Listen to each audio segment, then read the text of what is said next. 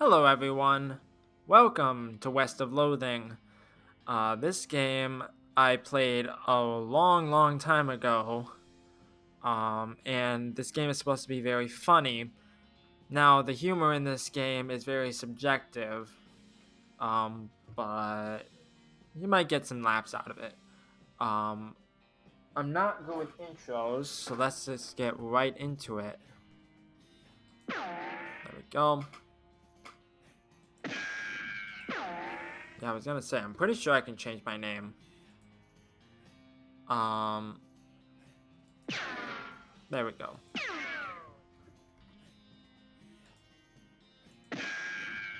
There we go. Better.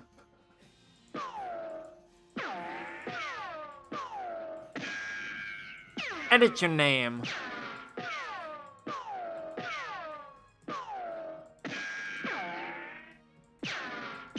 Okay, whatever. Yes. I had the strangest dream. I was choosing a character class. Cowpunchers solve their problems with their fists, whether it's shaking them at a disagreeable feller or in a I can't say that. Disreputable saloon, or using them to punch a slightly more disagreeable feller in a slightly less reputable saloon.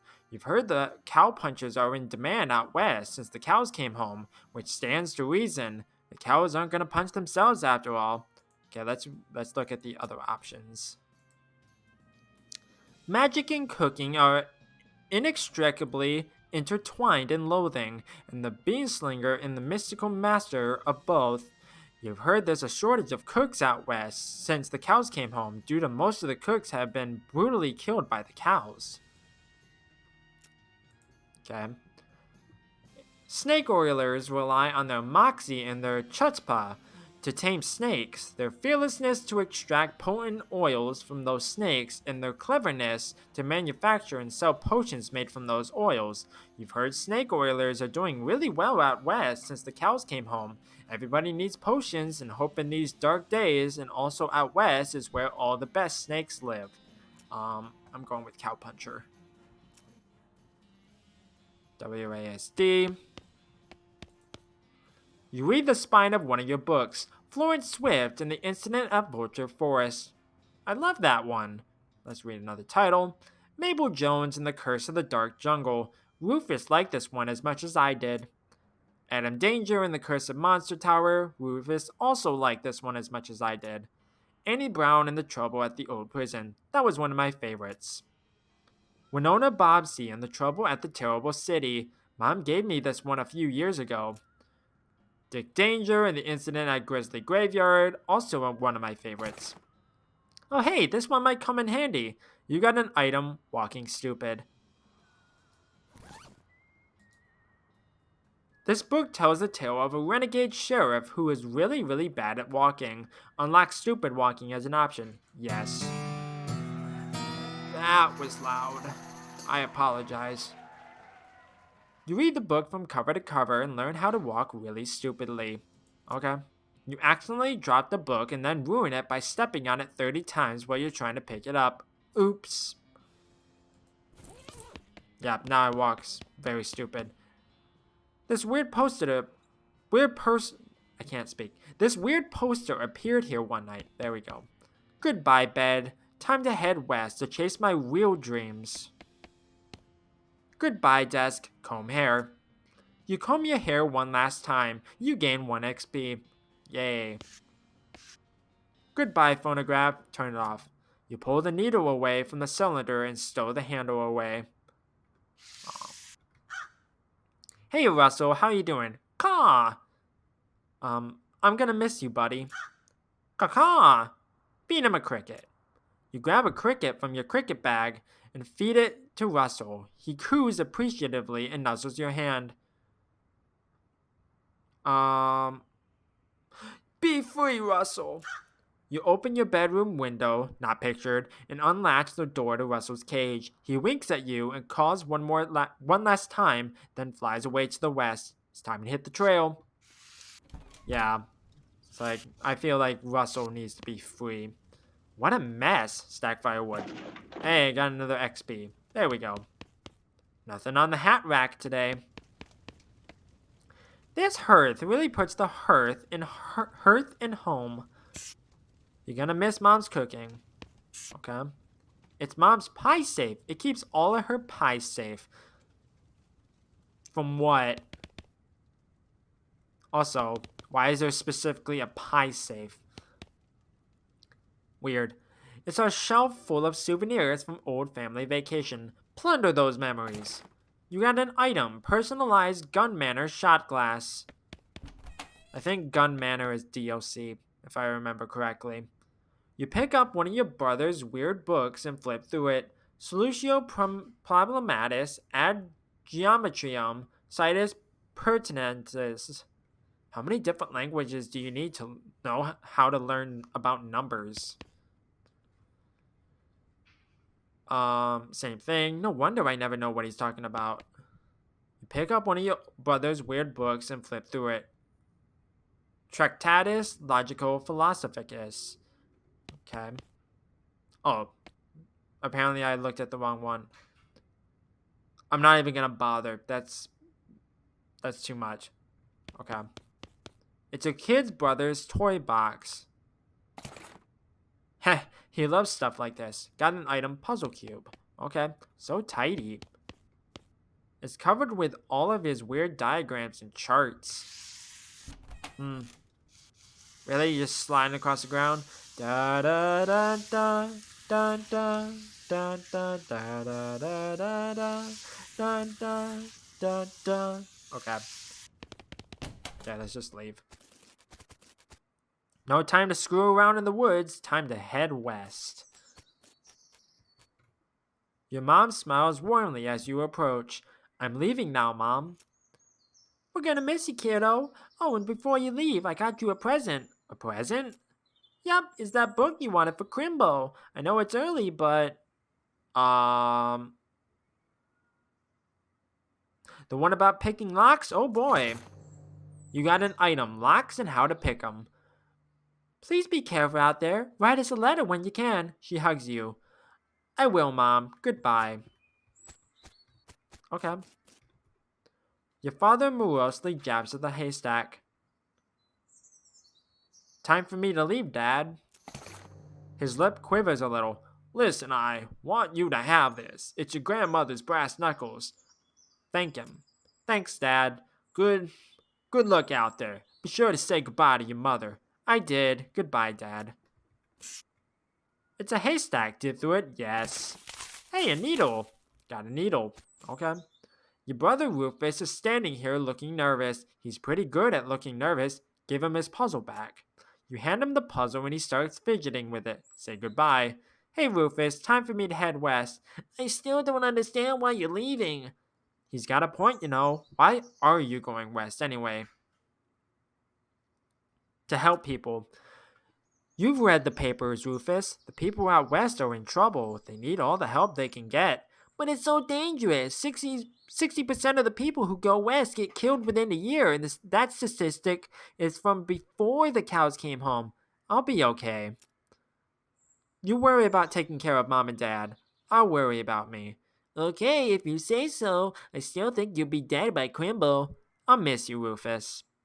Okay. You give him a playful punch on the arm. Nice. Okay. Spider walk. Don't like that. Go west, young man? Is that a reference? I feel like that's a reference. Yes. Looks like this isn't your first rodeo. Would you like to skip the Boring Springs prologue and head straight to Dirtwater? Any horses and partners you unlocked in any previous game will be available to you, and you'll start with Leet Meat and some of the more important items from Boring Springs. No. Yeah, I played this a long time ago. Hitching a ride across the Great Plains. I feel like the audio is very quiet. I'll adjust it accordingly. I really do like this intro sequence. It's very clever.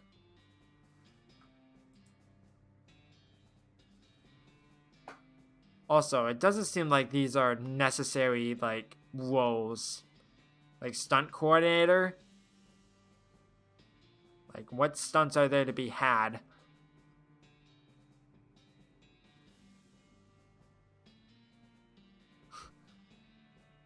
$200 later. We're not even in a car. It's terrible. Dirtwater, 300 miles. Uh-oh. Oh no. How do you get knocked out? Well, the bad news is that you fell off that cart and got knocked out for a couple of hours. Now you've got no ride, no meat, no prospects. The good news is that you're in a town rather than a gulch somewhere. Not much of a town, though. Get up and dust yourself off. Well, hi, buddy. A turnip. Got a dusty turnip. Excuse me, mister. Get a fella. Have a drink in peace. Okay. A sign on the door reads, "Gone drinking." Gross. Gross.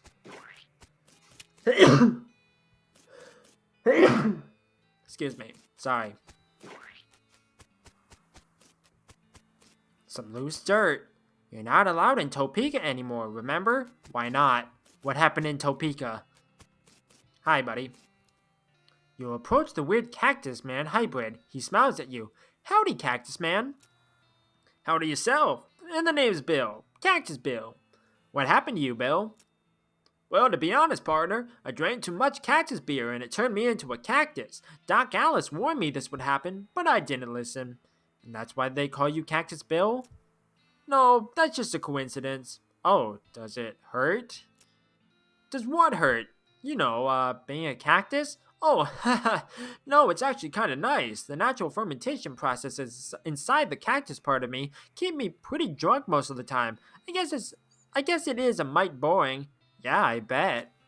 Wouldn't be so bad if I had something to read. You don't happen to have a newspaper or anything, do you? No, sorry. Well, if you happen to find one, keep me in mind. Will do, Bill. Okay, so I gotta find a newspaper. Get lost. Okay. Ow. Wait, what? You want to know a secret? Too bad. Okay. Thanks, buddy. Step right up, step right up. Braid's the name and Trey's the game. You seriously doubt that his name is Braid? Howdy. Well, sir, today I'm trading locks for soap and a stick of dynamite for a needle. And to the cunning Skinner who brings me 3 rattlesnake hides, well, to that adventurous soul I will trade a fine silver pocket watch. Let's trade some dynamite for this needle. Braid, which is so not a name, takes your needle and hands you a stick of dynamite. Be careful with this now. Okay.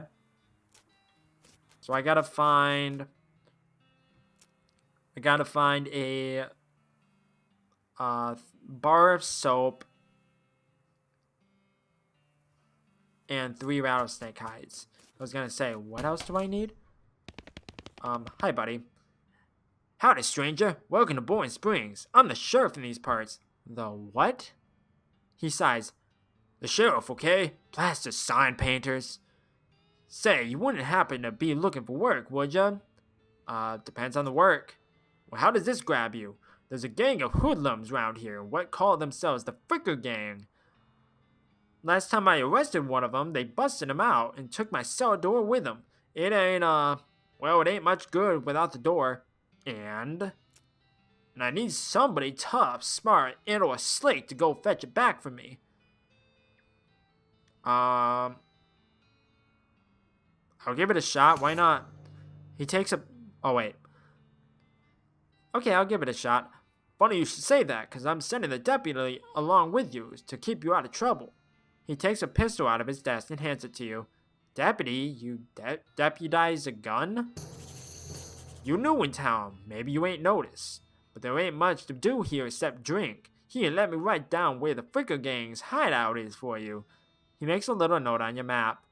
Okay, the Fricker Gang's hideout. Okay.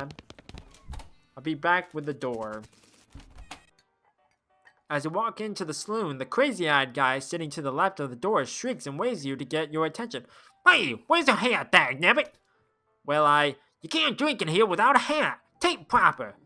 He points to the take a hat. leave a hat box next to the door. Okay. You look through the hat box and find a sturdy looking Stetson. That looks like something you'd wear. Oh, that's a nice hat. Thanks, Pete! Thanks, Pete. He gives you a friendly, if somewhat twitchy nod. Say, fella. Yeah? You're headed west? If you need some company, I'd be more than happy to come along. Just let me know. No pressure. Alright, I'll keep it in mind. These two are playing poker, or at least trying to. They keep looking back and forth from their hands to the how to play poker card that came with their deck, biting their lips and concentrating real hard. Good luck, you two.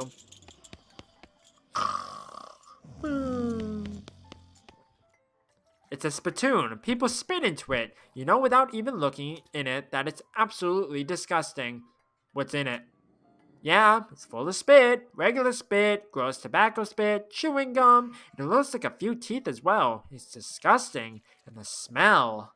Even from a distance, it smells horrible. You are now on your hands and knees, peering into a filth-encrusted spittoon. I don't understand what is wrong with you. Wait, is there something shining at the bottom? Get it. You reach your hand toward the spittoon, even before you touch it. You can feel the grossness in the air, like a greasy fog enveloping the stinking brass horror. It smells like the vomit crow at a mesquite barbecue eating contest. You hesitate. Never surrender. You plunge your hand into the awful soup. It makes a sound like glop. Your skin is burning. Your eyes start to water. Keep going. Your fingers make contact with something. You pull your hand out of the devil's tureen slowly, not daring to risk splashing the contents all over yourself. You appear to have gotten some kind of ring. Probably some kind of disease as well. Congratulations, got a nasty ring. Hooray! You walk up to the bar and wait patiently for the bartender to notice you.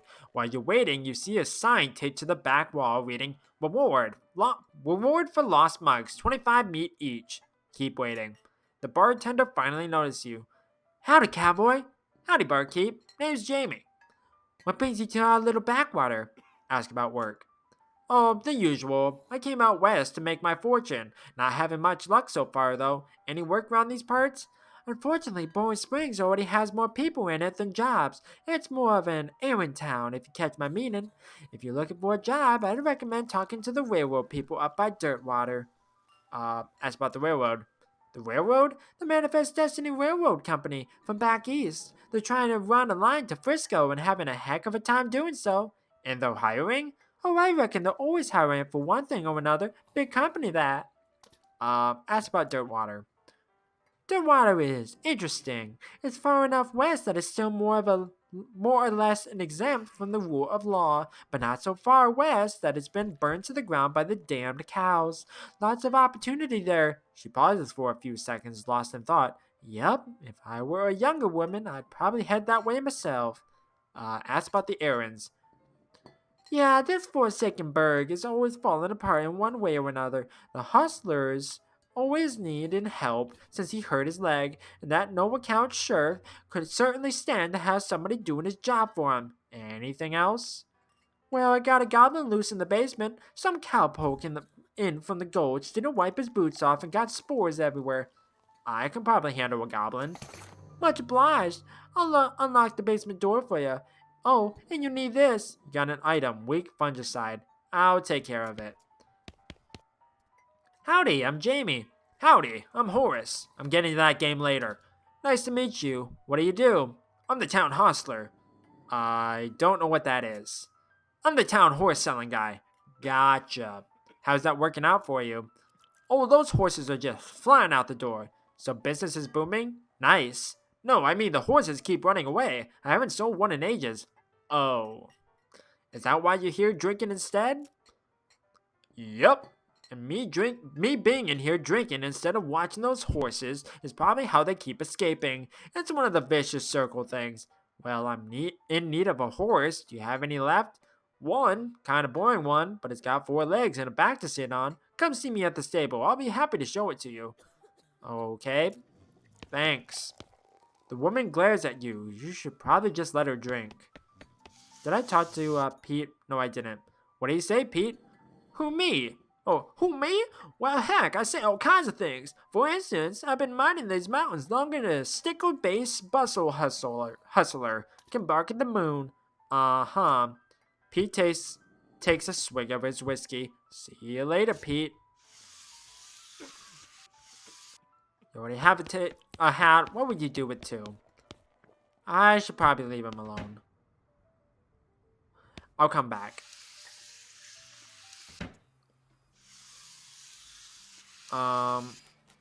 It's a chunk of wood from the broken hitching post. Grab it. Got a broken board. 300 miles is too far to go on foot. You need a horse. I know that I can go, go do some other stuff first. Third Fricker. The Fricker gains intrepid lookout. Appears to be taking a nap. Ignore him. It's a barrel cactus. Okay, I can't harvest it. It's a pile of random stuff the Fricker gang stole. Finders keepers. 25 meat. Recovered mug. Pair of silver cufflinks. Cool. Let's check this out. Ow. You quickly memorize the entire book. You got a skill, lockpicking expertise. After you're done reading it, you donate it to a local orphanage. Soon those orphans will be able to make their escape. Go, orphans, go! Nice. Okay. What does the nasty ring do? Those getting this ring was traumatic. You have to admit that it was worth it. +1 muscle, mysticality, and moxie. Okay, good. Didn't get a disease or anything, so that's a plus.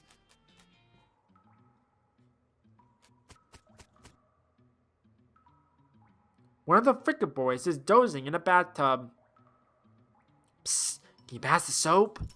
He mumbles and hands you a bar of soap before sinking deeper into both sleep and the tub. Cool.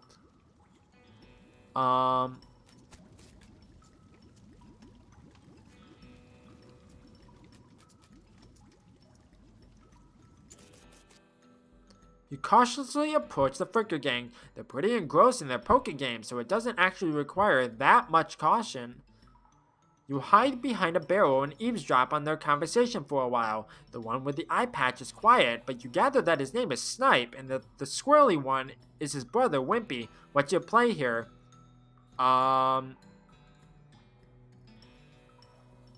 Approach them. Howdy, boys, deal me in? The one without the eye patch raises an eyebrow at you. Who are you? How'd you get past Thun and Soapy? What do you want? I'm here for the sheriff's door. I'll show you the door. The door to hell. He reaches for his gun. Okay, let's fight then. How do I...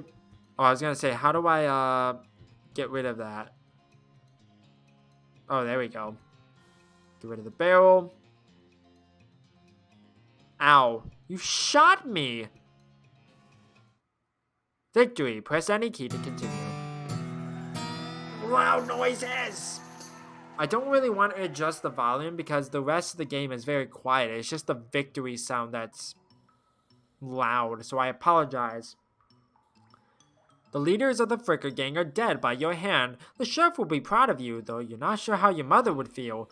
Was there any way I could change that? Was there any way I could, stealthily, get the door? Maybe. Oh, I got 50 meat. Cool.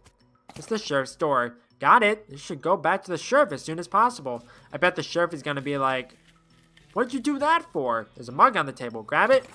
Yes. They won't be needing this anymore. You grab a nearby length of rope and carefully tie his hands together, then to the handles of the tub. The sheriff can come collect him later. God dang it. I bet if I did that beforehand, I probably could have done that differently. You poke Thud with your boot. He slowly gets to his feet. Hey, you're not supposed to be here. That is, well, let's say he's no Rhodes Scholar if we assume that is 7 years from now and that idiom makes sense. You feel bad about the idea of killing him. Walk away, Thud. Okay. Oh, wait. Thud, you don't want to take this life. Take a hike. Okay, you're probably right. Thud stumbles off into the desert. He'll probably be fine. Okay. So let's go back to the town. Da, da, da, da. Okay, I'm not going to make the same thing again. I see the Fricker gang hasn't put a stop to you breathing. Did you rescue my cell door? You hand the sheriff his door and he hangs it back on his hinges. Nice work, stranger. This here prison cell just got about 4 times more secure. Are there any Fricker boys left for me to round up? Yeah, 1 or 2 that are asleep on the job. I'll go round them up shortly then. Looks like I owe you a reward. He produces a big bag of meat. Big bag of meat, I should say. Ooh, 400 meat. Got another little task for you if you got the time. Should be a lot simpler than the last one. What you need? Well, the frickers busted the lock when they took the door. Gonna need a new lock. I'll keep an eye out. Don't I already have one? Howdy, you managed to scare up a lock for my cell? Still looking. Wanted, Bimmy Fricker for face thieving. 420 meat, nice. Wanted poster artist. Oh, help wanted. Wanted poster artist. Apply in person at the human marshal's office. Wanted for bird theft. Naked Mike Bernstein. Okay. Got another mug. The cell looks much better with its door back in place. More Sally.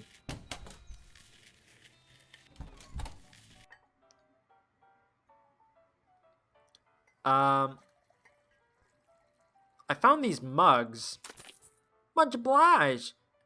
You hand in the wood-covered mugs and collect your bounty. You gain 75 meat. Who's the lady drinking whiskey out of a beer mug? That's Susie. She's a rancher from nearby, a real tough broad. I ain't recommend you pass it her. Why's that? Lost her whole family to a cow attack recently. Got some pent-up frustrations about it. Ouch. The woman glares at you. Howdy, Susie. Howdy. Cowboy who's gonna be searching the spittoon for his teeth if you don't leave me in peace. Okay, bye-bye then. Just thought I'd say howdy. The bartender smiles. Well then, mission accomplished, I reckon. Okay, let's do this. Can I play? They look at you nervously. Look, I have some meat. Let's play. You put 20 meat on the table and sit down before they can say no. One of them shuffles the cards sloppily and deals a new round. You get a pair of 10s plus a 2, a 3, and a king. Bet aggressively. Moxie 2. Yeehaw, I'll bet 15 meat. They look at each other nervously, but they both call you bet. Okay, read 'em and weep. You show your pair of 10s plus 2, 3, king. The guy on the left has a full house, 2 jacks and 3 aces. And the gal on the right somehow got a straight flush, 2 through 6 in hearts. I win! You explain the jacks are worth 9 points each, giving the guy on the left a total of 21 points, to the gal on the right's 20, and you're 25, plus a king. They squint at the rules again, but eventually shrug and nod at you. You collect your winnings and stand up. They thank you for helping them learn the game. 30 meat. Okay. Oh, I didn't mean to do that. I know that I can get into, oh wait, I have a bar of soap. I was gonna say, I know I can get into that other building. I think. I'll trade the soap for a lock. Braid, though you really don't think his name is actually Braid, takes your soap and hands you a lock. Okay. Yep, got one right here. You hand the sheriff the lock. That'll do nicely. The sheriff puts the lock on the cell door, then accidentally drops the key and clatters into the cell. Hellfire! Don't suppose you know how to pick a lock, stranger? You got a needle handy? I'll see what I can do. I think there's one in here. Got a needle. Afternoon, sir. What can I do for you? How's business? Oh, you know, every day I'm hustling. Da, da, da, da, da, da, da. To tell you the truth, though, it's pretty terrible. All my horses keep running away. Well, except for this completely ordinary one. That's rough. Maybe I can help? Oh, God, yes. Thank you, please. I'd go fetch them myself, except for this injury. I'll give you 300 meat each for finding them. How many are there?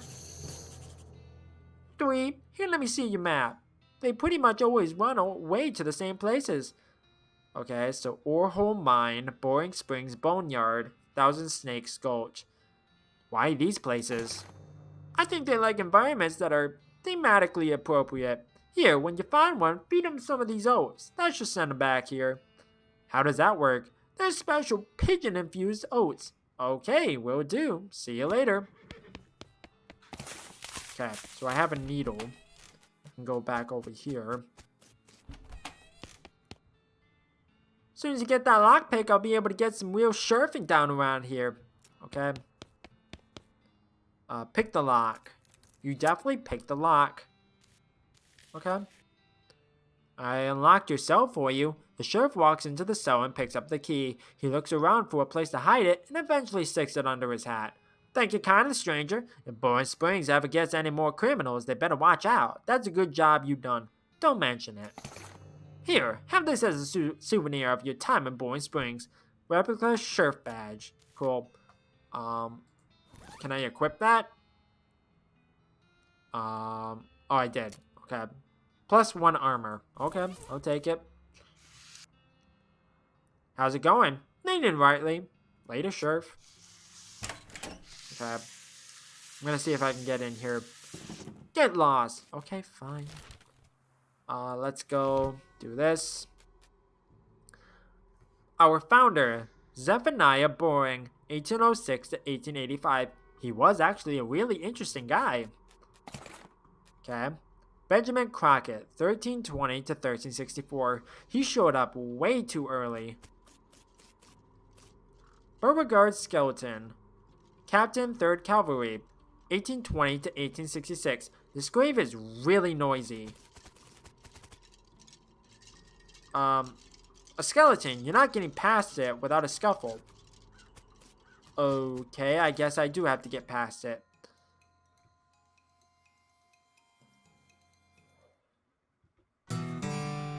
The skeleton collapses into a pile of loose bones. Hey, leveled up. That guy just wouldn't stay put. Can I get a shovel somewhere? Your pulse quickens as you get near the spooky translucent horse. Approach her. You approach the weird semi-transparent horse cautiously so as to not startle her, though you quickly come to the realization that this is not a horse that startles easily. Hello there. Hi, I'm a friend, okay? Nay. That's a little strange. How you did that without opening your mouth? Feed her the oats. Here you go, girl. Have some oats. You hold out a handful of oats for the horse, but she just sort of stares right through you. Ugh. Please don't look at me like that. Try the oats again. What's the matter? Are they not spooky enough? Not sure how to make oats spooky. I guess I could put some bone meal on them, but I don't have anything handy to grind up bones with. Grave dirt? Weirdy. Is that a yes? Weird, okay. Add some grave dirt to the oats. You sprinkle the oats with just a little bit of grave dirt and hold them out again. The horse gazes expressionlessly at them and then eats them. Nay. And with that, she glides away in the direction of town. Bizarre. Timothy Cochrane. I don't know how to pronounce that last name. 1855 to 1895, devoted husband. Elizabeth Cochrane. 87 to 95, beloved daughter. Silas Cochrane. Aw, baby. Okay. Tumbleweed. Yeah, let's go to Thousand Snakes Gulch. The snake looks sleepy, but not that sleepy.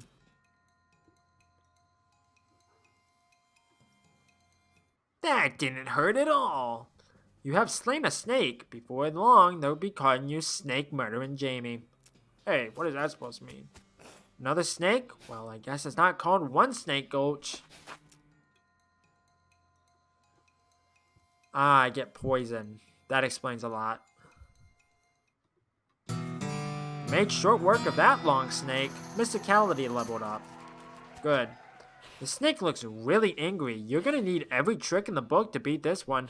I'm good at tricks.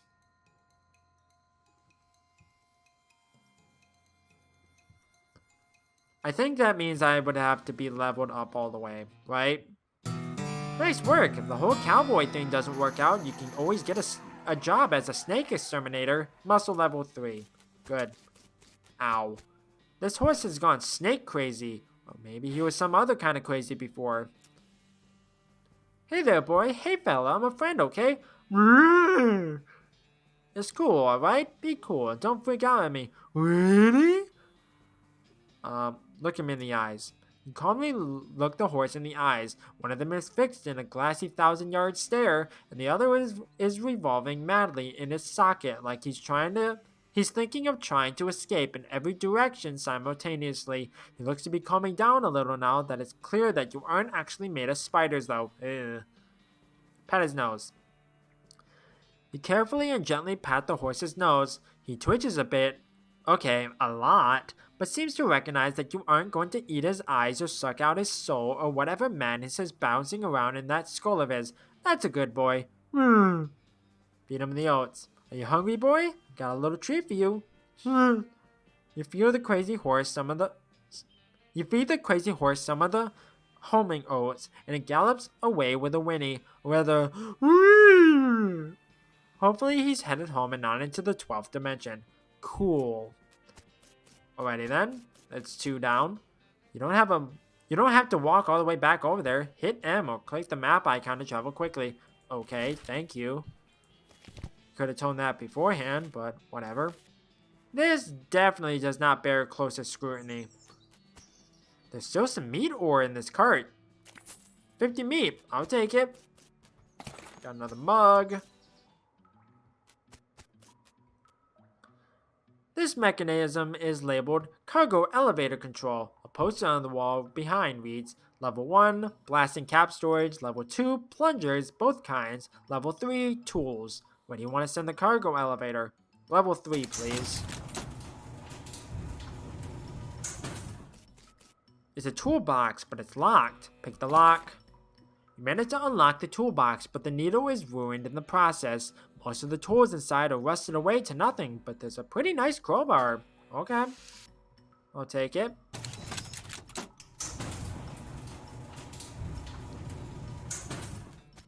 Plungers. The sign lied, though. There's only the one kind. Detonation plunger. Okay. I think I'm blowing something up. Probably that, cave-in over there.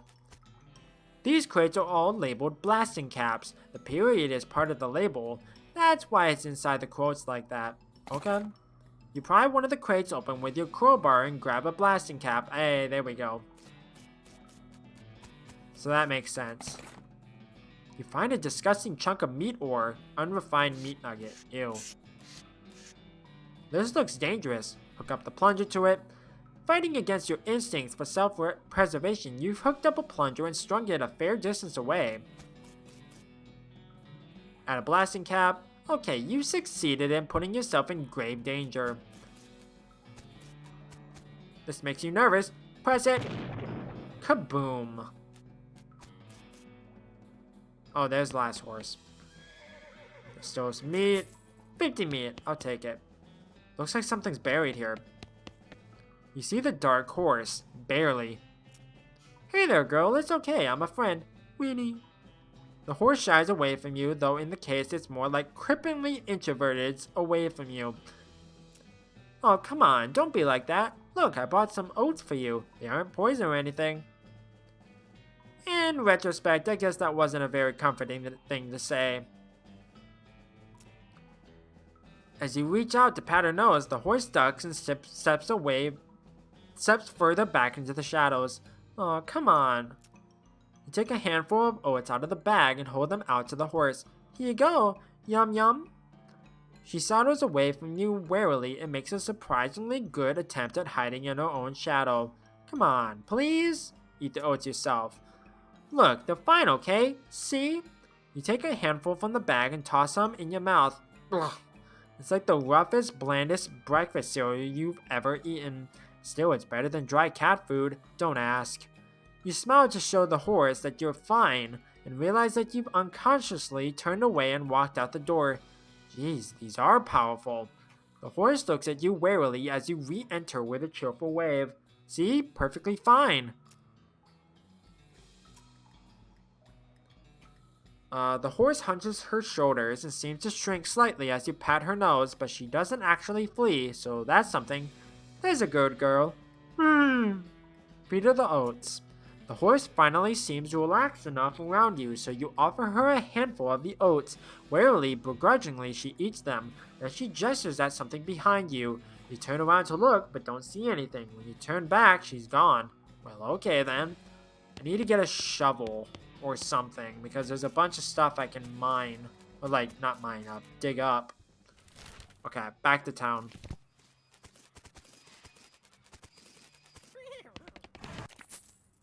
Don't know how you spotted her hiding in that mine, but thanks for sending my dark horse back. Oh, okay. Looks like my pale horse made it back safe. Thanks for your help. Okay. Thanks for finding my crazy horse. He was eating local weed again, wasn't he? Not that I noticed. That's all of them. I can't thank you enough. Here's a little extra for you. Thanks. Afternoon, sir. What can I do for you? You said something earlier about an injury. Yeah, I busted my knee while mucking out the showroom. Don't ask how. It's embarrassing. I was gonna get Doc Alice to have a look at it, but she gave up doctoring. Why'd she do that?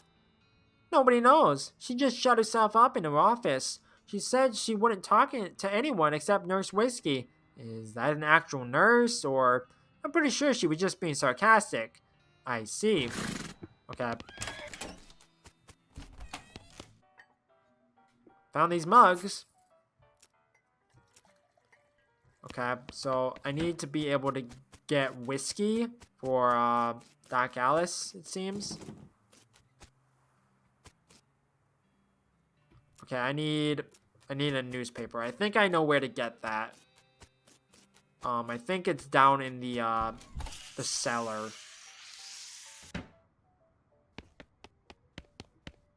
Oh, there we go. A crate of Nurse brand whiskey. Good for what ails ya. I guess we never established your age. Good thing the legal drinking age here can reach the top of the bar. Oh no. Pile of old newspapers. You got an item. Boring Springs Gazette, April 20th, 1895. Okay, so I have whiskey and I have a newspaper. Okay. You wanted three rattlesnake hides, but I don't think I can do anything with you. Offer the whiskey. Whiskey delivery for you, Doc. What brand? Nurse whiskey. Your favorite, I'm led to believe. Didn't know she makes house calls. Alright, hold on. You hear a rattle as she unlocks the door. Doc Alice looks to be about in her 50s. Her hair is graying and her face is lined, but her eyes are still clear and sharp, if bloodshot. She holds out her hand. Whiskey, stat! Okay. She cracks open the whiskey and fills a small flask she takes out of her pocket. Then she puts the flask back in her pocket and starts chugging out of the bottle. Geez, Doc, that doesn't seem healthy. Who's the doctor here, me or you? Okay, point taken. Hey, Doc, can I look at your books? Sure, if you want to. Not that they're gonna do you much good in this doomed forsaken hellhole. You should try being less cheerful, Doc. You survey the books on Alice's shelf. They're all medical textbooks, except for a few. Leaf through The Legend of Curly's Meat. The book tells the story of a legendary treasure, a massive chest full of premium meat secreted in the hidden sense, not in the extruded sense, in the western desert by an old cowhand named Curly Butterfield. Leaf through the life and works of Fred Ferguson. This book purports to be a Civil War surgeon's autobiography, but flipping through it, you mostly just find lists of reasons that drinking alcohol is bad. So it's actually a work of ludicrous speculative fiction. Haha. At least there are some useful appendices in the back, and some diagrams of appendices. Okay, got 3 XP. Leaf through the goblinoid tongues, a primer. You start flipping through the goblin language book. It's confusing at first, but you eventually get so engrossed that by the time you take a break from reading, several blurfs have passed, and you also know that blurf is the goblin word for hour. You have learned to speak goblin, sort of. Make like a tree and leaf. So now I can speak to the goblin. This vanity doesn't look like it sees much use. Preen a little. You grab a pair of tweezers and pluck some of your more unsightly eyebrows, okay? The stove is spotless. Either she's really compulsive about cleaning or she never cooks. Wow, shouldn't this be further away from the fireplace? Oh, okay. Doc Alice continues to pour whiskey down her neck, occasionally stopping to breathe. Is everything alright? That depends on how fast I can get this whiskey into my bloodstream compared to how fast my liver filters it out. And I can't talk and drink at the same time, so... She glares at you meaningfully. So what's up? What's the matter, Doc? Oh, get it? What's up, Doc? Bugs Bunny reference. Nice. What's the matter? The whole world's gone to hell in a horse cart, and you ask what's the matter? Bandits, cow demons, dead men walking. Why did you go ahead and pick one, and I'll drink to that. Dead men walking? You haven't seen it? Corpses and skeletons staggering around like puppets with half their strings cut, looking to take a bite out of the living. Oh yeah, there was a skeleton in the cemetery. It's nice to get some outside confirmation that I'm not losing my damn mind. But how is that even possible? It isn't possible. It goes against everything I know about medicine. Dead patients don't get back up. Patients? Oh, ouch. Doc Alice turns away, grimacing. Every doctor loses one now and again. You never get used to it, but, well, it happens. But what doesn't happen is them coming back afterward and looking for revenge. That must be pretty rough. Rough? Buddy, I don't think you comprehend the situation. It's not just patients. It's neighbors, friends, husbands. Oh, indeed. She turns away from you and focuses her attention back on the bottle.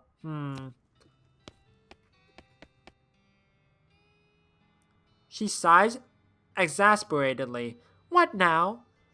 Do you have any idea what's causing the resurrections? Well, I heard a rumor. A rumor? What is it? It's when you get incomplete information from unverified source. Anyway, what I heard is that there's a fella out west that's causing it. A necromancer, they call him. Supposedly, he's sending magic out into the world somehow.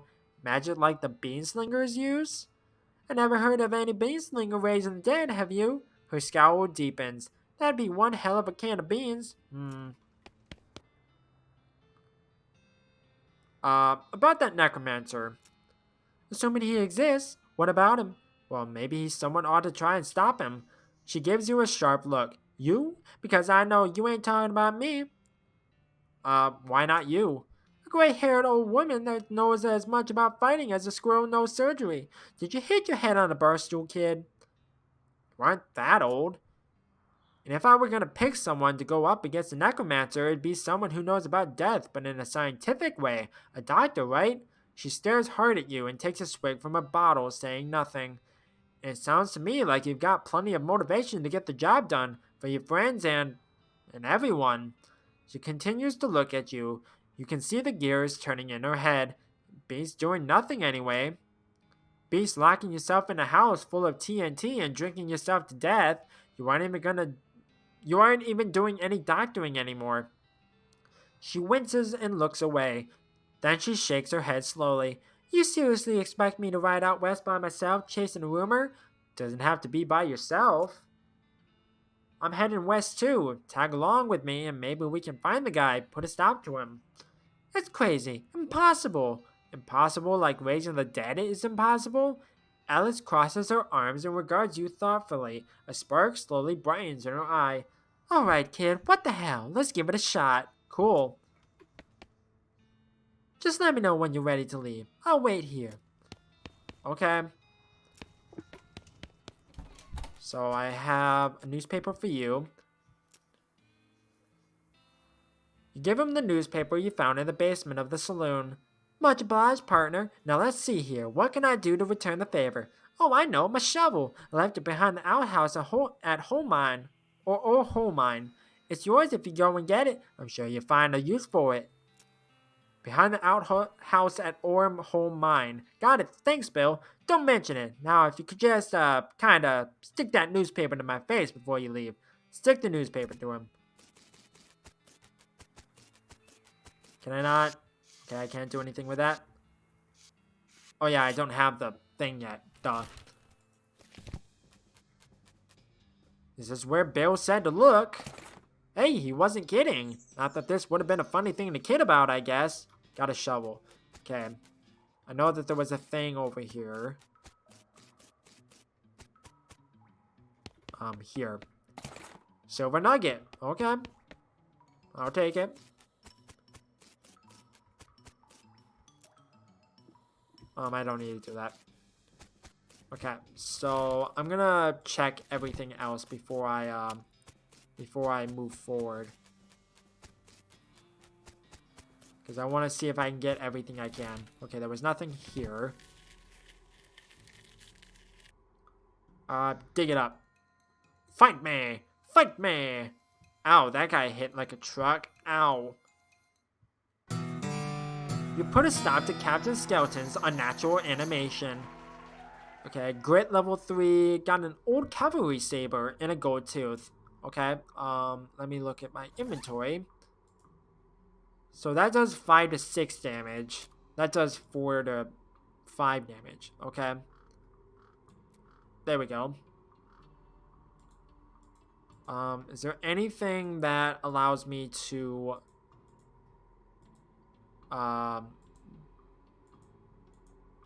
get more like things? A turnip covered in grit increases your muscle, mysticality, and moxie by 1 for the rest of the day. Okay, I'm not going to use that then. Dynamite, speak softly and carry a loud stick. Damages an enemy in combat and is sometimes useful outside of combat as well. Okay. I'm not going to do anything with that. Is there anything else here for me to dig up? Probably not. No. Okay, so I was there, and I was there. Okay, let's go back to the hideout. Okay, I don't have foraging.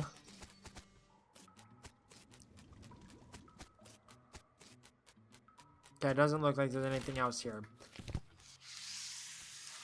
I think, if I remember correctly, I can dig up that. Yeah, it's nasty work, but someone's got to do it. Moxie level 2. Okay.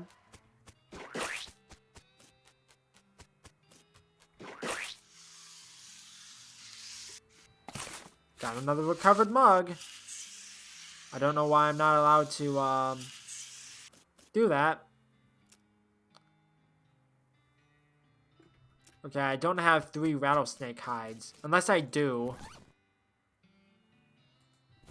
I think I needed to choose the snake oiler thing for it though.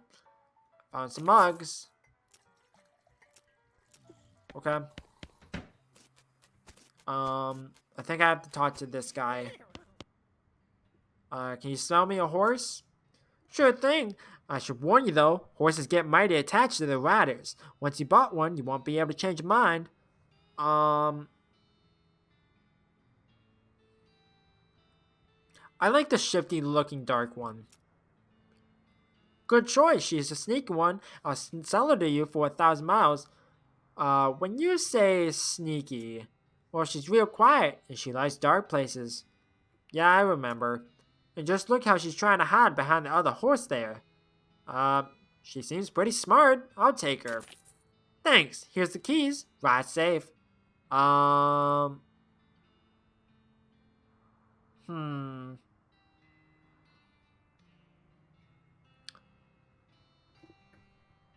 I think I'm gonna go with the same name I use in Stardew, which is Sekira.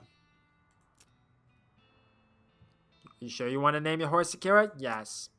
Alright then, Sekira the horse. It's got a nice ring to it. Thank you. Oh, I almost forgot. Free with every horse purchase is a complimentary map. Okay, got a southeast west map. Okay, I can't do anything with that. Okay, so I'm gonna go talk with... Oh wait, I completely forgot. I completely forgot to go down here. Talk with the goblin. The goblin shouts, I'm Gary. Hi Gary. Hi, hello, I am Gary. Who are you? Hi. Well, I'm Jamie. Hello, Jamie. Good to meet you. What Jamie doing down here? Be polite. Oh, I'm just looking around. Oh, hey, oh. Gary likes to looking too. Gary now looking for a way out of this dump. Gary not having much luck though. Where you trying to go, Gary? High away and far up for popping. Popping and then new Gary everywhere. Everywhere. Settle down, Gary. Gary doesn't likes to settling. Gary wants to traveling and Poppy. If Jamie going far up and high away, maybe taking Gary with you. Eh? I'll think about it. Okay.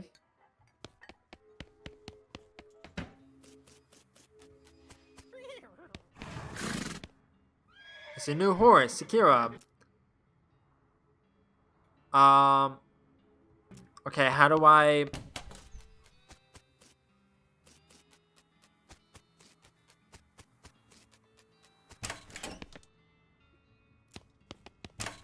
I don't want to leave unless I know that I can do that.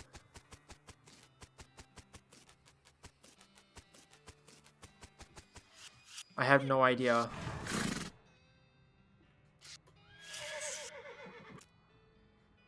Okay.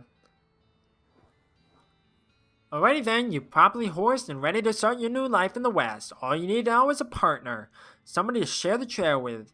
Somebody you can rely on for emotional and combat support. Who will you take? I like Gary, but I don't know if he would be useful.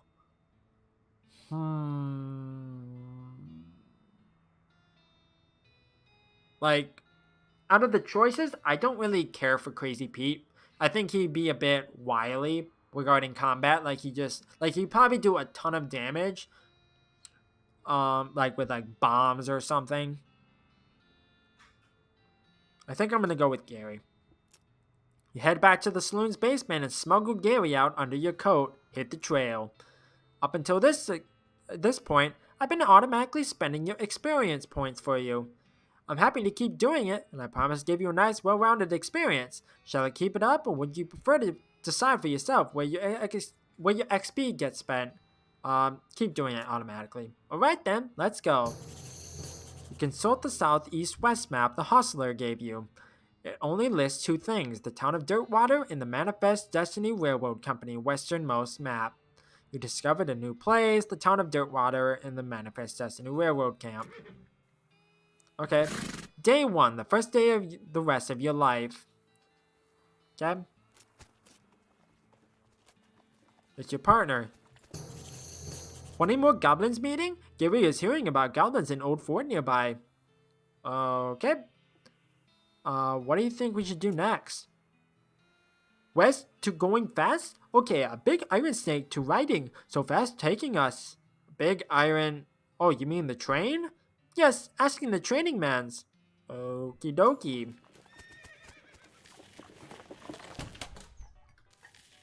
They're engrossed in conversation. Leave them be.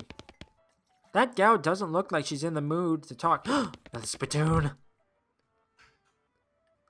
This is a spittoon, which is a sort of brass bucket that people spit into instead of spitting on the floor, because not spitting at all is not an option in this society, I guess. I say this despite knowing that you were pretty intimately familiar with spittoons already. Sicko. Okay, fine. Look, the Jewel Saloon is pretty nice as saloons go. Actual glass in the windows, more than 2 kinds of drinks, a poker room instead of a cockfighting pit. but the spittoon is still a spittoon. The rancid tobacco spit inside isn't fancy rancid Tabasco spit. Here we go again. Alright, fine. You are now hunkered down next to a brass filth bucket, which has probably never been cleaned or emptied because you're near the desert and the ambient humidity around here is pretty low, low enough that the spit evaporates nearly as quickly as it accumulates. You know what I'm gonna do? Because I think I get diseased eventually. I think I'm just gonna stop. Even though it's probably really funny. Like, you can go watch Mark's playthrough if you want the spittoons. The old man stares off into the distance, listening to the piano. He doesn't react to you at all. The piano player is not very good at his job. The man points to the sign on the counter. Slop, 5 meat. Okay, got a plate of slop. These guys are having a spirited discussion about guns and which of theirs is nicer. Okay. Hey, how come they're allowed to drink without hats on? I don't know, you tell me. There's a sign that says, see bartender for darts. Cowbell, hit it! Needs more cowbell. Okay. This chair fell over. Set it back up. There we go. I did a good thing today. Hey, what are you doing in here? Employees only, bud. Oh, sorry. I was just, looking around. So you're the noisy type, eh? Well, I prefer adventuresome. As it happens, there's something you can do for me. I'm out of saltpeter and I need someone to go pick up some more. Saltpeter? Isn't that used to make gunpowder? And other things? Look, who's the chef here? Me or you? Okay. Where can I find it? Your best bet's a military camp. Because it's used to make gunpowder? Shut up. The nearest one is Fort Cowardice. They keep it in little green jars. Okay, be right back. The lady is too busy washing dishes to pay attention to you. This shelf is full of canned and bottled ingredients and boxes of slop helper. Is that supposed to be like hamburger helper? Because if so, nice reference. Atop this pot-belly stove is a pot full of slop. A pot stove top slop pot. Nice. This is where the chef preps ingredients for cooking. It's also where he parks his beer. Okay. Poker room. Rules. This poster says rules of poker, followed by hundreds of weird rules in tiny print. 3 fours of hearts beat a pair of one-eyed queens of diamonds, but cancel out a pair of fours of diamonds. 9s are wild, and 9s of spades are double wild. 2 5s can't be in the same hand as a 2 of clubs, but beat 4 5s of hearts. Any player caught with a pocket mustachioed jack must draw a new hand of cards. A full house beats a straight. A 7 cancels out 3 2-eyed queens of diamonds. 1 armed kings are wild unless accompanied by 3 aces of spades. 2 4s are equivalent to 4 6s of clubs, but are twice as valuable as 3 mustachioed kings of clubs. One-handed jacks are wild unless accompanied by 4 kings. A player passing out drunk at the table must immediately discard 2 cross-eyed jacks of clubs. 4 mustachioed jacks are worth the same as 2 5s, but lose against 4 one-handed queens of spades. An ace cancels out a queen of clubs. Okay, I'm not going to read the rest of those. This table is full up. Empty seat, play poker. You sit down at the poker table. A dealer emerges from somewhere in the back and sits down next to you. The lady to your right introduces herself as Ethel. And the player to your left says his name is Jack. The dealer tells you that the ante is 20 meat. Okay. The dealer gives the deck a shuffle and then deals. A hand of cards glides across the table. It's a really terrible hand. An ace. It's the first round. The pot is 60 meat, and you estimate your chance of winning at about 20%. Check. Ethel scowls and checks. Jack glances around the table furtively, then checks. It's the second round of betting. The pot is 60 meat, and you estimate your chances of winning at about 25%. Check again. It's the last round of betting. Time to do or die. The pot is 60 meat, and you estimate your chances of winning at about 30%. Glamorously strategize. You wink at Ether when she gets all flustered. There we go. You grin and reveal your hand. A flush. Ether flips her cards over one at a time, revealing a straight. Jack slowly flips his card over to reveal a flush. You win. You gather your haul. 60 meat. Okay, I'm not going to play more because I feel like it's going to get harder. No room at this table. Okay, there we go. Got some more meat than I started with. Well, howdy there. Always nice to see a new face in town. Welcome to the Jewel Saloon. Hi, I'm Jamie. Glad to know you, Jamie. Folks around here just call me Lloyd. What can I do for you? Nice to meet you, Lloyd. I saw the sign out front advertising a room. That's right. Finest room in the house and plenty of room for your partner, too. You interested? How much does it cost? Well, that's where you in luck. The previous tenant was a banker fella, and he paid a month in advance right before getting himself killed by bandits. You seem like a decent sort, so the room's yours if you want it. Gratis. Wow, great. Do you need help with anything? Well, if you're handy with mechanical type stuff, something's gone wrong with a piano player. I thought the music sounded a little off. Yeah, it's not supposed to sound like that. I'll see what I can do. Thanks, I poked around in it myself, but I lost the key. This has suddenly taken a strange turn. Who's that old man by the piano? Oh, that's old Ellsbury. Tragic fella he is. He was a writer and a poet. Came out west to sell his stories, but nobody would buy 'em. Too weird his stories, fantastical like. Aw, too bad. I love that stuff. Well, it doesn't matter much now, anyhow. He had to get normal work to make ends meet. Did pass well as a prospector until one day he lost his mind in a mine. He what now? You know what I mean? He saw something that made him stop telling his weird tales, made him stop talking near completely, come to that. He just stands there by a piano nowadays. It seems to calm him down, but as long as he doesn't make any trouble, I don't mind him too much. Feel a little soft for him, to be honest. Aw, poor fella. Can I get some darts?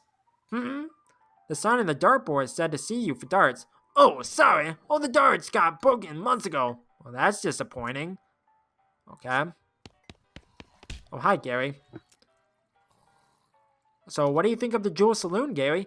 Nice place. Many people. Gary betting the basement is much nicer than in Boring Springs. Yeah, they probably don't want people going in their basement. Aww. Sorry.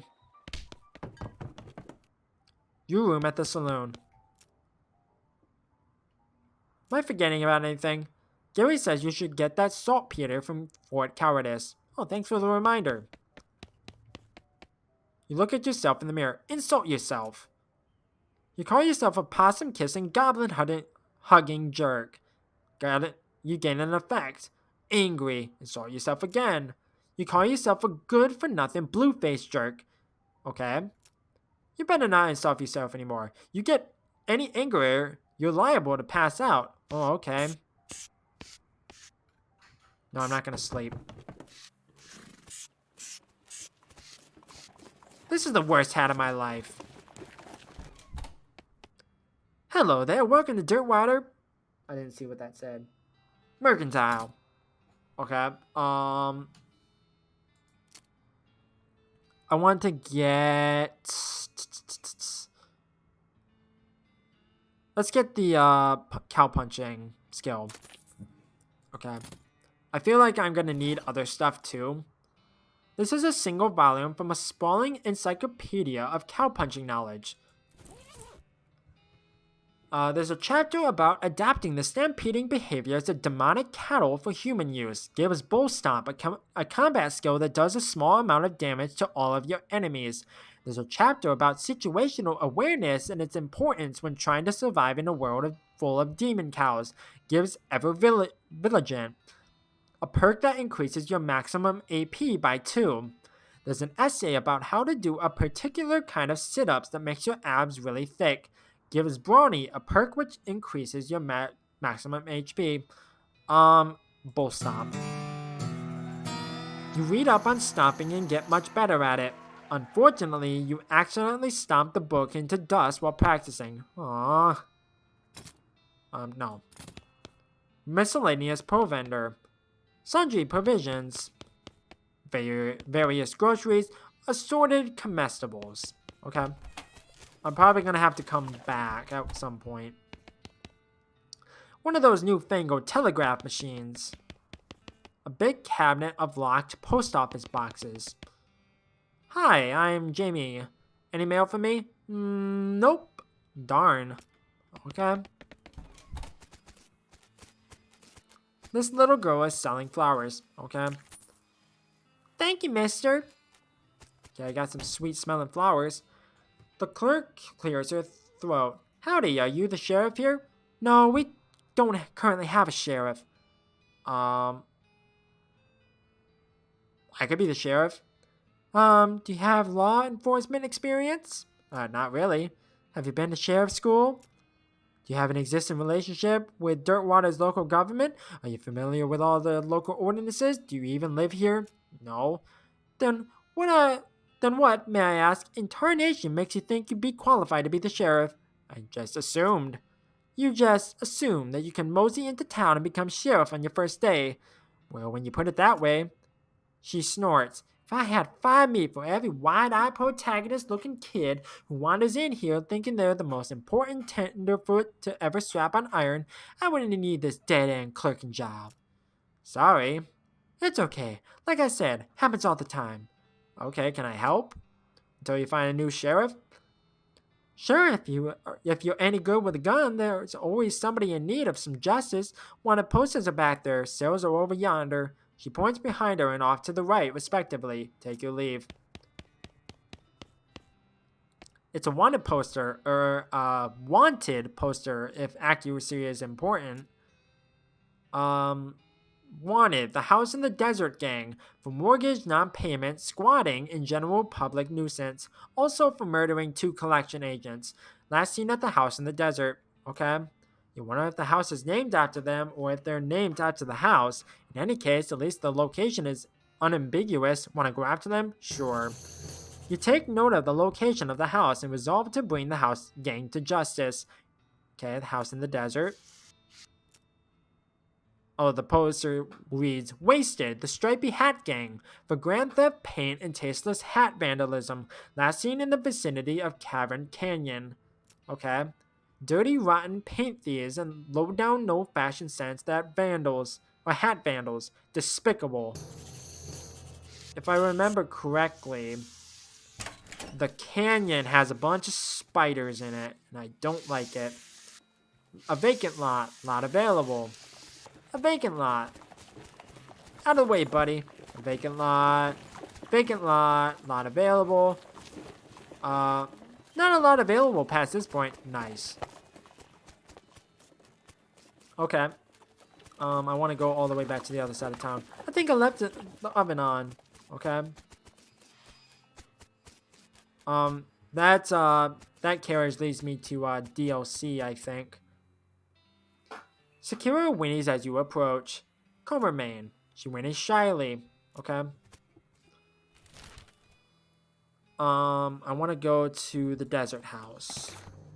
Your booze sense alerts you to the presence of a rock. Confused, you move the rock, and sure enough, there's a bottle of booze behind it. Got some cheap wine. Psh! You were afraid for a second that your booze sense had been replaced with some kind of rock sense. Good news. As you dismount and approach the house where the bandits are holed up, you hear a voice from inside. What was that? Uh-oh. Looks like you're gonna have to be sneaky if you want to avoid a full-on fracas. Sneaky is my middle name. Wait, really? Yeah, it's my middle name. Okay, if you say so.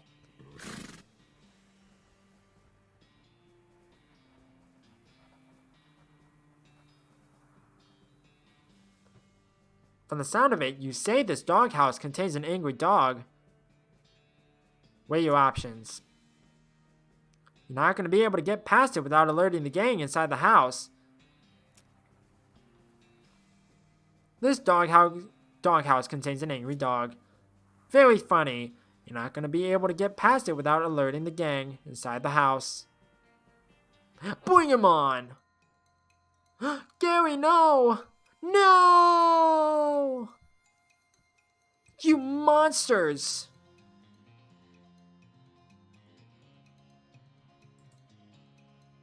Okay, I'm gonna do that.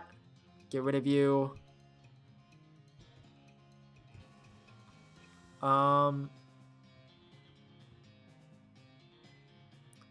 guys are monsters. I can't believe you killed Gary.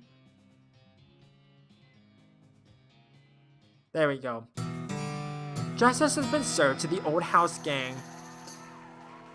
Tough customer, bag of ears and such, Desert Gang 6-gun. Well, the problem is, I just killed the guys, and the sheriff's probably not going to be happy about that. M. McReady, 46 to 87, stuck to his guns. Can I actually go into the house? No? Wow, hooray, you catching a bad guys. Oh, maybe I didn't kill them. Yep, sure did. What do you think we should do next? Okay. Your keen eyes detected a secluded cave in the near distance. Exploring it would definitely be a good use of your time. Found the Shaggy Dog Cave. I'm gonna keep wandering about, seeing if there's anything else. Spot an old mine on the horizon. Abandoned mines are safe and fun to explore. Continue around. You find a crate of supplies bound for a nearby army fort. Looks like it fell off the wagon. Well, the driver fell off the wagon and was too drunk to strap it down. In any case, it looks like it got knocked open by the fall. You fish through the crate and help yourself to its military contents. It's not like those army cowards have any use for it back east in their coward hidey holes. Okay, got hardtack and military grade whiskey. Okay, let's go to the cave. You spot the smoldering ruin of a ranch on the horizon. Ominous. Found the Stearns wrench. Okay, let's just keep going to the Shaggy Dog Cave. What's up, Gary? Hello, Gary. Oh, Gary knowing a thing to see. Oh yeah, what is it? A gigantic poop. Oh, what? Taller than Gary. The Big Apple. Okay. Okay. I want to go into the cave first. There's a plaque bolted to the cave wall here. A record of the events of the expedition to and into Shaggy Dog Cave, November 1887, as recorded by Jim Plackwright. Okay. There's a plaque bolted to the wall. Having acquired through various and sundry means, a story which is interesting in its own right, but better saved for another time, a map purporting to lead to a large cache of jewels and ingots of precious metals hidden by the infamous highwayman and train robber Black Cole Jr. in the years before the cows came home, I, Jim Plackwright, along with three compatriots, these being Nathaniel Wyman, Cyrus Howard, and Douglas Watts, set out to find Shaggy Dog Cave and the aforementioned treasure. Okay, is there anybody here? Our equipment and provisions consisted of one cart and a horse to pull it, 4 additional horses to be ridden, 2 shovels, a spade, and a mining pick, a large coil of rope, 1 large basket of eggs, as well as an assortment of other trail provisions and cookware, my own collection of blank plaques and engraving tools, 1 large and shaggy dog, and a butt-for. After traveling for 2.5 days to the south and east, we arrived at a small town named Dirtwater, the largest settlement in the vicinity of Shaggy Dog Cave. Leaving the dog to watch the horses, the 4 of us entered the local saloon and each ordered a beer, except Cy, who was satisfied with water. The barman provided our drinks as requested and then withdrew a small wooden box from underneath the bar, asking us if we'd care to witness something real interesting. Considering that we still had quite a few hours left to travel, we politely declined and asked him if he knew the way to Shaggy Dog Cave. He replied that he had never been there personally but gave us rough directions, which correlated nicely with the notes on our map. Upon leaving the saloon, we discovered to our dismay that some unknown villain had tampered with our wagon. Fortunately, the only supplies missing were the butt-for and the entire basket of eggs, apart from one that Doug had concealed within a pocket for safekeeping. We also discovered that the dog had absconded with one of the horses, forcing Nate and Cy, after a drawing of lots, to share. After acquiring a barrel of fresh water for the trip, as well as a replacement butt-for, we headed out into the open desert.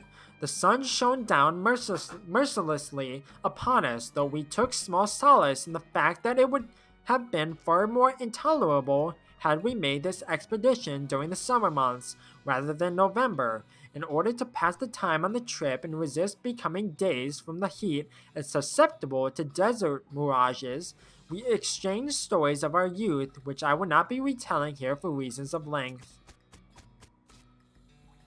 However, I will relate to you 3 odd occurrences that happened to us during our trek through the desert. The first was 2 or 3 hours out of dirt water when Nate noticed a glint of sunlight upon a metallic object partially buried in the sand. This was revealed to be a brass oil lamp of foreign design and manufacture, which fortuitously still contained a quantity of oil. Deciding this might come in handy, we stashed it in the wagon with our other tools. How many planks are there? Jesus. Our next encounter was with a nomadic goblin tribesman, who we discovered spoke excellent English.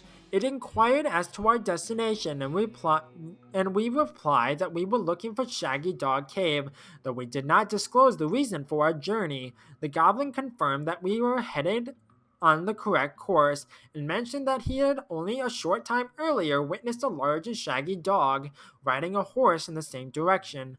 We all agreed that this was an unusual sight indeed, and continued on our way. Sometime later, we encountered a large adobe hut, occupied by 2 identical-seeming old men with wild hair and long white beards. They invited us to take shelter from the heat, which we were gratefully accepted, and introduced themselves as hermits. This struck me as peculiar, given that there were 2 of them, but I felt it would be rude to question them on that point. One of the hermits confirmed that we were near Shaggy Dog Cave, and the other hermit confirmed that what his brother said was true.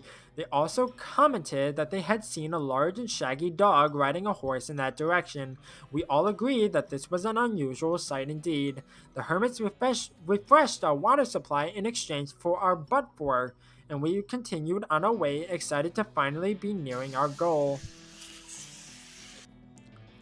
After 2 more hours, we finally arrived at Shaggy Dog Cave. Carefully keeping our excitement in check lest we become incautious, we unloaded our equipment and supplies from the wagon and took a brief respite in the cool shade of the cave entrance. To celebrate our arrival, Doug pocketed and shared the egg we had saved from our basket that had been stolen in dirt water. Once we were rested, we decided the time had come to explore the cave.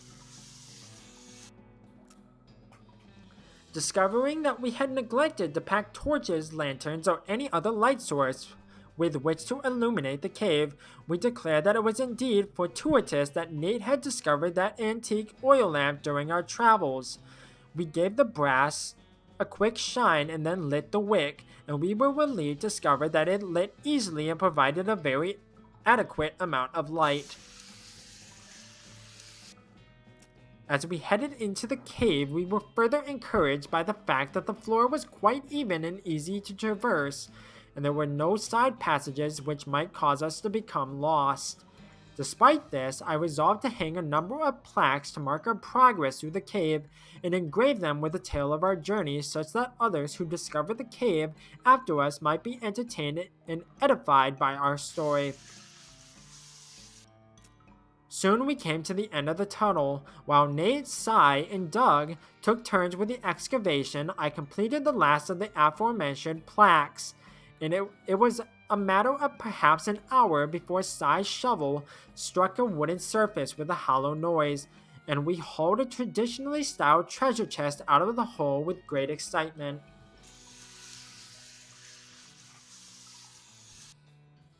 The chest was locked with an ancient and rustling iron padlock, which broke easily from a single swing of our pickaxe. We opened the lid slowly, and the flickering light of the antique oil lamp shone brilliantly upon jewels of every color and shining ingots of precious metals, just as promised by the legends of Black Hole Jr. Black Hole Jr. Joyous at our triumph, we loaded the chest into our wagon and began the journey home. Thank you for reading, and may our own endeavors be equally successful. Signed, Jim Blackwhite. Okay. Wait. It's a hole, a completely empty one. Okay. I like this walk. This walk is very funny. Wow, Gary didn't even come with me through that adventure. Wow. Wow.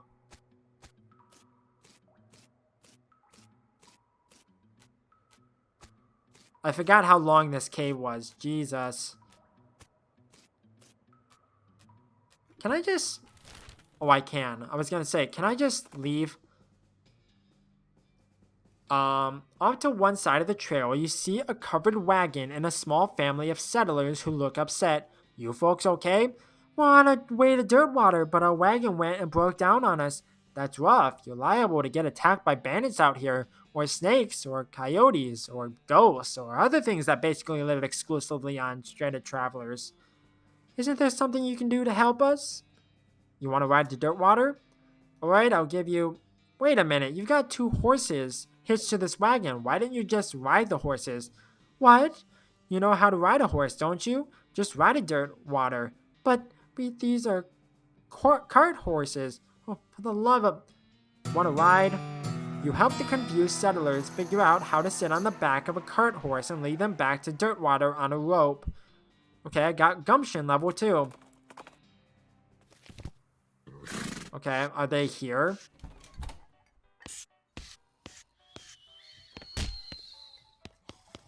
It doesn't look like they're actually here unless I missed them.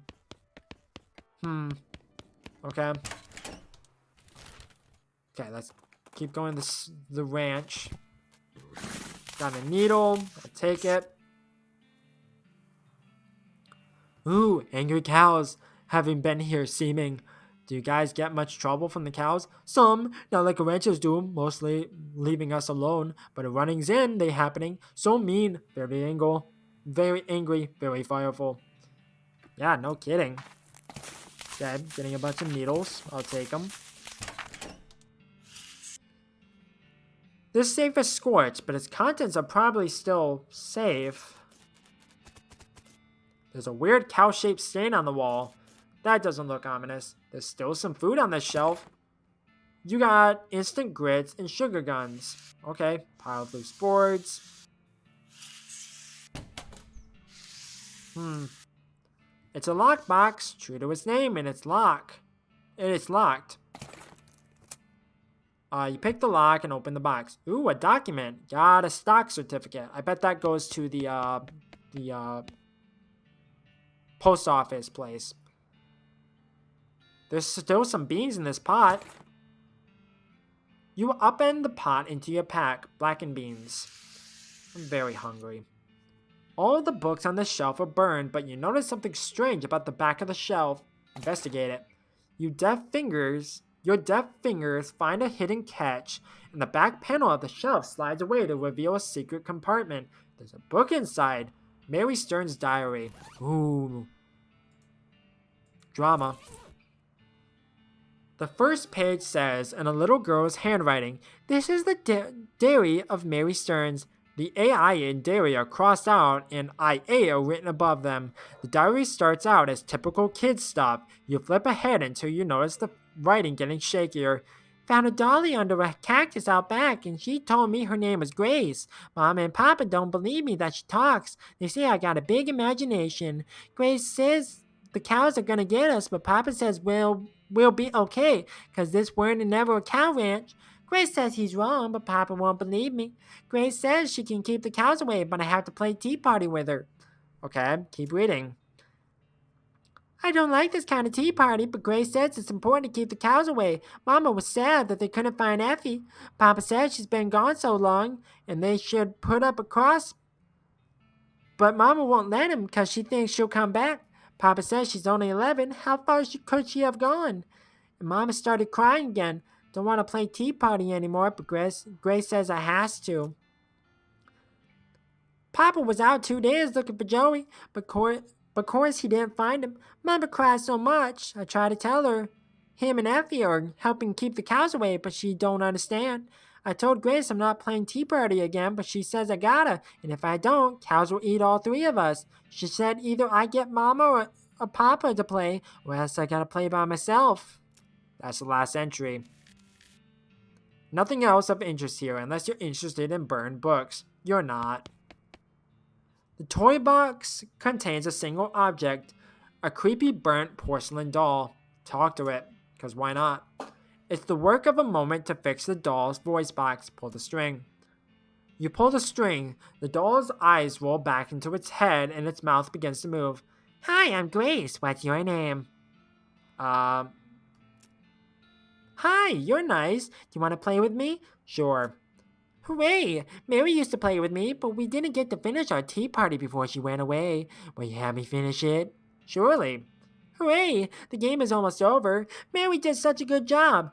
The doll's eyes roll back and forth. "Go downstairs and get my cup. Do you know the magic word to make the mean cow let you into a secret room?" "No, what's in it?" "What is it?" "The magic word is peanut butter." The doll goes silent. "Got it, peanut butter." You shudder as you realize that talking dolls haven't been invented yet. Spooky. It's weird because that's not a magic word, those are magic words. Whisper peanut butter. Atop the sinister-looking altar sits a copper goblet filled with what appears to be blood.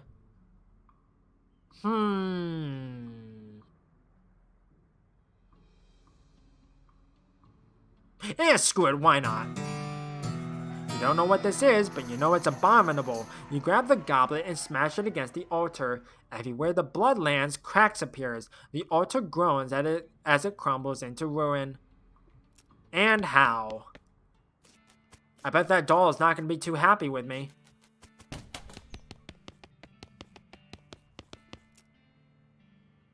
Grace's eyes glow red. She must know what you did. You'll live to regret this.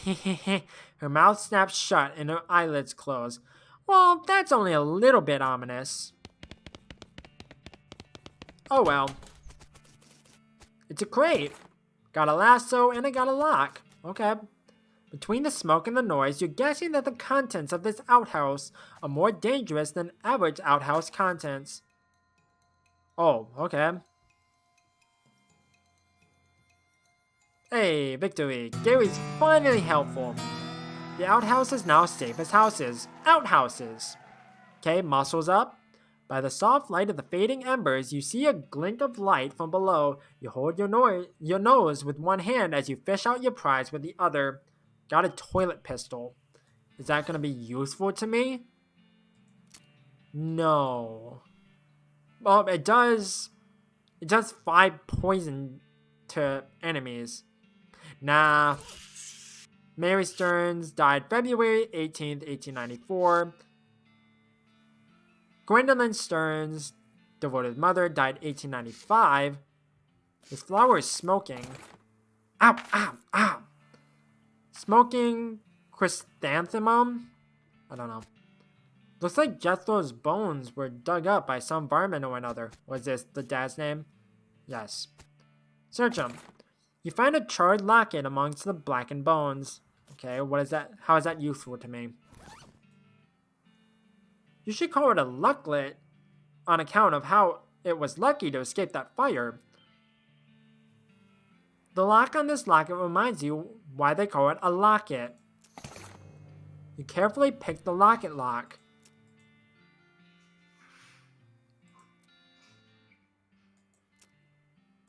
I bet if I showed the doll that, it would have been fine.